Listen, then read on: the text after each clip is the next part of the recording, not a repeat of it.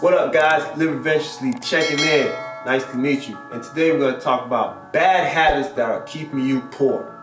So first of all, let's start with what are habits. Habits are things that you do on a regular or daily basis. And these things could potentially keep you poor. We're going to get down to the root of it so you can stop doing dumb stuff and start getting this money. Fun fact guys, it can take anywhere from 21 to 66 days to develop a habit. Alright? A bad habit, all it takes is one day, one time doing it, and that bad habit will be ingrained in you. So let's let that sink in. 21 to 66 days to develop a good habit. Let's say working out, having the proper eating habits, saving money, consistent basis. And a bad habit, all it takes is one time. So smoking, drinking, sleeping in. These habits all take one good time for your body to then adjust and adapt to those bad habits. So we're going to help you identify those bad habits and stop doing that nonsense. All right guys, we're jumping into it. So the first habit that's keeping you poor, you're buying luxury designer items. First of all, why are you doing this? Who are you showing off for? Why are you spending $400, $500, $1,000 plus on Gucci flip-flops, on designer belts, bags, coats, clothes? Why are you doing that? Who are you trying to show off for? What is the purpose? Is it because you actually genuinely enjoy this stuff? Or are you doing this to impress a girl, a guy, or impress people you don't even know? Or are you doing this stuff to be in the upper echelon of society, networking? Sometimes you do need to purchase luxury items and look the part, but you have to look at why are you doing these things, because they could be making you poor. So, things to consider guys.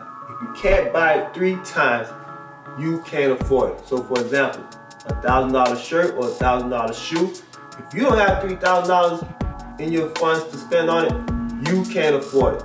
And also, before purchasing that, think about other things you could do with that $1,000. You could buy a course, you could pay your rent, you could take a trip. These are things you should consider before making a luxury purchase of an amount of $500 or more. So, rule of thumb, if you can't buy it 3 times, you can't afford it. I don't care what you say, what you think. You can't buy it 3 times, you can't afford it. Alright guys, the second habit that's keeping you poor, here we go again. We always bring this one up. Eating out daily. Eating out daily.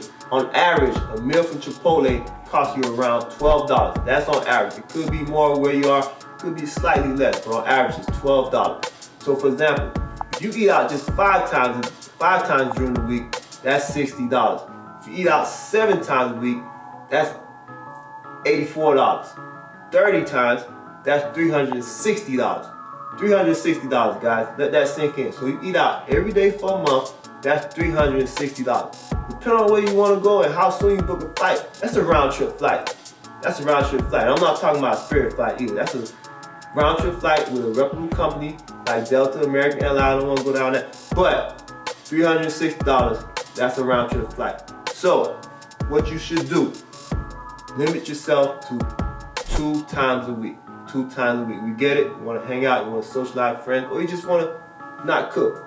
Now, if you're really serious about saving this money and making good habits and getting rid of your bad habits, you should be eating out just 2 times a month. 2 times a month, guys.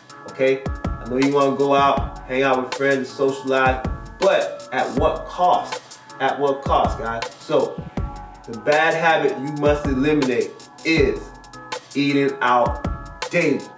Let's talk about another thing keeping you broke, keeping you poor, keeping you down in the dumps. That is the world of gambling. There's a lot of digital gambling apps now. There's a lot of ways to gamble, casino, keno. There's so many different ways to gamble. Stay away from it. You should be taking that money and investing it on apps like Acorn, Webull, Robinhood, E-Trade, Charles Schwab. The list goes on of all the investment apps you can use. But don't utilize all of your time gambling and wasting your hard-earned money, because your money should be working for you and making you more money. If you're just gambling and thinking you're gonna make the next Mega Millions or you're gonna straight gold out on the slot machines and things like that, That's probably not the case, and you're just wasting your hard-earned money. And every time you win, you have to think about all your losses. Are you just really just breaking even every time, or are you actually making serious money as a poker player? Make sure you're taking that money and investing it. And use that same principle. If you can't afford it 3 times, why are you spending it? Remember guys, the house always wins. It's called gambling. It's not called guaranteeing, okay? Consider that. You want to know what else could be keeping you poor and broke? Video games. Video games are a form of entertainment. And are video games making you money? Chances are they're not. There's a lot of different avenues to get into the world where video games do make you money, but chances are you are just utilizing video games as a distraction or a form of entertainment. No, we're not saying cut out video games completely, because we all need a way to escape. We all need a little enjoyment in our lives. But if you're spending 4 and 5, 6, 7, 8 hours plus playing video games all day, that could have been spent towards a side hustle or towards building something better, educating yourself, doing something that's going to benefit you in the future. Yes, scientifically, it has been proven that video games do improve certain skills in your life, but are you spending too much time playing video games? You have to be honest with yourself and ask yourself that question, because all in all, you're probably wasting time when you could be using that time towards something to benefit your future. I'll tell you what, if you don't have 6 months to 12 months of saving, you shouldn't be touching the controller, all right? Stay far away, put the controller down, and get out there, get you some money, and get you 6 months to 12 months worth of saving. And also keep this in mind. A day of playing video games is a day of unproductivity. And if you're unproductive, you're useless. If you're not useful, you're useless to society. So, playing video games is keeping you poor. That's a bad habit. You cut it out ASAP. Okay guys, the next bad habit that's keeping you poor is not paying your credit cards off in full. Now we're gonna make things come full circle. Remember that Gucci shirt that you bought for $1,000? So let's keep this in mind. On average, credit card debt is 21%. Okay, cool. Remember, you couldn't afford the shirt, but you still decided to swipe your card and buy it anyway. So, let's say you paid a minimum $35 at 21% interest rate.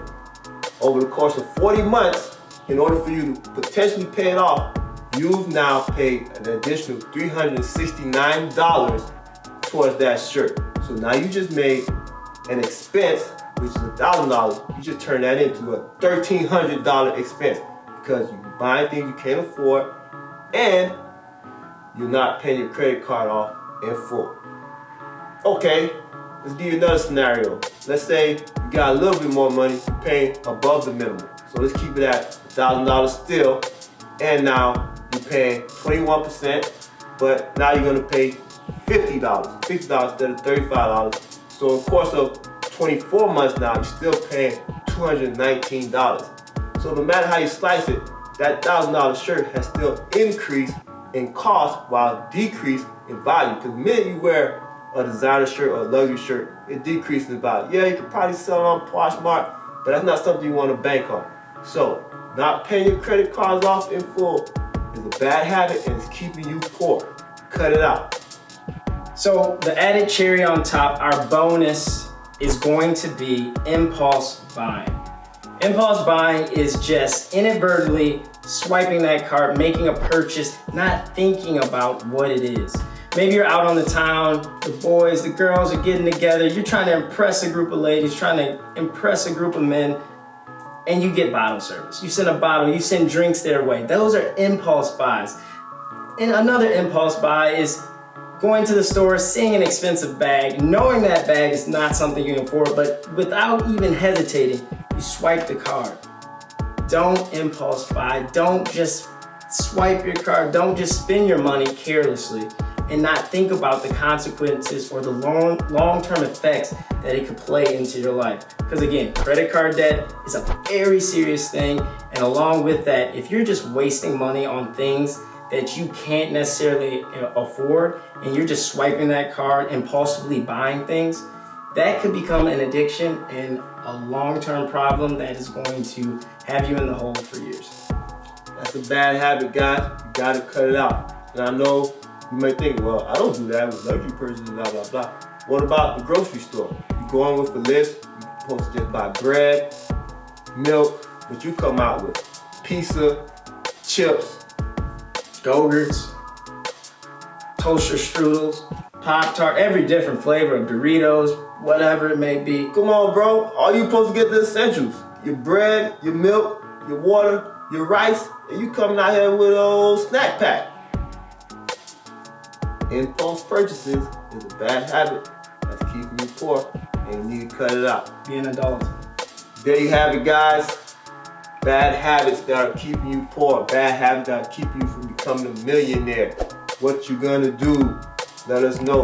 Comment below. Like, comment, subscribe. Live adventurously. The world's yours.